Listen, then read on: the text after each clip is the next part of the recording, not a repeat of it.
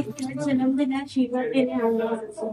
हाँ, प्रणाम कर लीजिए, यही आशीर्वाद रहेगा। मैं थोड़ी देर पीठ में दर्द है तो डॉक्टर बाबा जी इसको क्या करे? ये बाबा जी क्या करे? जैसे किसी को रोग है, किसी को दर्द है तो डॉक्टर के पास जाए। आशीर्वाद दीजिए, ठीक है। आशीर्वाद से नहीं ठीक होता। देखो बस वही समझ में नहीं आता, इसी भटकाओं में सब भटक रहे हो। कोई जंतुर बांधेगा, कोई आशीष, इसीलिए तुम सब अच्छे कर्म करो।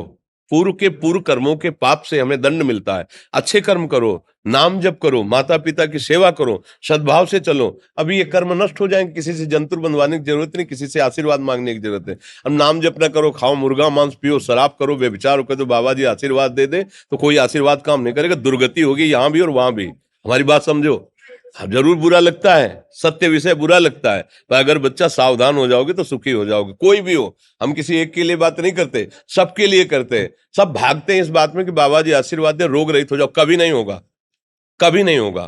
तुम्हारे आचरण ठीक होंगे तब तुम्हारा सब काम बनेगा।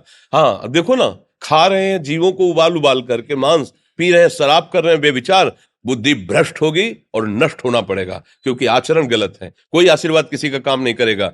आप अच्छे आचरण करो, माता पिता की सेवा करो, परिवार की सेवा करो, समाज की सेवा करो, नाम जप करो। शरीर में कोई छोटे मोटे कष्ट आवे उनको सह जाओ। आगे चलकर आप देखो कि कैसी उन्नति होती, अच्छा होगा, मंगल होगा। इस ब्रह्म में ना रहना किसी के आशीर्वाद से कुछ हो जाता है। हम आपको पक्की बात बताते हैं कि आज बाबा के यहाँ गए थे यार, पीठ में दर्द कम हो गया। ये तुम्हारा पुण्य लग गया, पुण्य बन गया, तुम्हारा कर्म। तुम आए ना यहाँ, तो जो जो पाग आगे धरे कोटिन यज्ञ समान, साधु दर्शन के लिए भाव से आए तो तुम्हारा वो रोग नष्ट हो गया, तुम्हारे कर्म से नष्ट हुआ। तुम सत्कर्म किए ना, उससे कर नष्ट हुआ। बात समझो बच्चा, आप हमारे घर के हो सब। आशीर्वाद देने से हम कई बार कहा कि अगर तुम सुखी हो जाओ तो हम किसी से न मिले, चुपचाप अपने कमरे में बैठे केवल आशीर्वाद देते रहे सबको। लेकिन नहीं सुखी होगे। सुखी होगे तुम अपने कर्म से। को न काहू के सुख दुख कर दाता, और निज कृत कर्म भोग सुन भ्राता। हे भाई, अपने कर्म का भोग ही आपको भोगना पड़ेगा। कोई भी तुम्हारे कर्म को नहीं मिटा सकता, एकमात्र भगवान। एकमात्र भगवान, मेरी बात मान लेना। उनकी शरण में और नाम जप करो, सब ठीक हो जाएगा। तुम्हारे भजन से होगा, तुम्हारे अच्छे आचरण से होगा, तुम्हारी धार्मिक प्रवृत्तियों से होगा।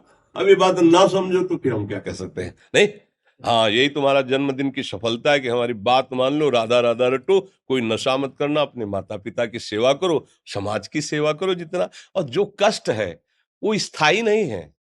आज विपत्ति आई, कल खत्म हो जाएगी। अभी दिन है, फिर रात आ जाएगा, रात है तो दिन आ जाएगा। ये क्रम चलता रहता है, हमें निराश नहीं होना।